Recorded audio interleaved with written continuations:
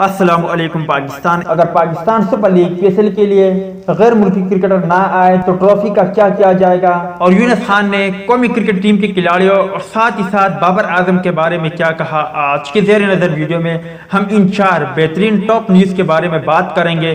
مگر مزید تفصیلات کی طرف بڑھنے سے پہلے اس ویڈیو کو لائک کریں اور اگر ہو سکے تو AR انفارمیشن کو سبسکرائب کریں۔ قومی کرکٹ ٹیم کے فاسٹ بولر حارث رؤوف کا کورونا ٹیسٹ منفی آ گیا۔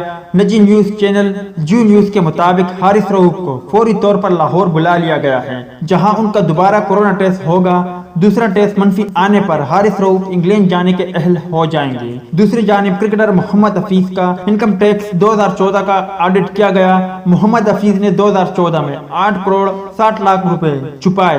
محمد حفیظ کو 8 کروڑ 60 لاکھ چھپانے پر وضاحت کے لیے متعدد بار مہلت دی۔ محمد حفیظ کی جانب سے تسلی بخش جواب نہ دینے پر ٹیکس عائد کیا گیا۔ FBR نے کہا کہ کرکٹر محمد حفیظ ٹیکس ادائیگی کے بجائے اپیل میں چلے گئے ہیں۔ محمد حفیظ کی اپیل کے فیصلے کے بعد ریکوری کی جائے گی۔ پاکستان کرکٹ بورڈ کا کہنا ہے کہ اگر غیر ملکی کھلاڑی پاکستان نہ آئے تو پاکستانی کھلاڑیوں کے ساتھ Pakistan super league PSL 5 match کرائے جائیں گے۔ ایک فرنچائز کی جانب سے یہ غلط تاثر دیا جا رہا ہے کہ موجودہ حالات میں پاکستان سپر لیگ PSL 5 کے بقیہ 4 میچ نہیں ہوں گے اور ملتان سلطان کو فاتح قرار دے دیا جائے گا۔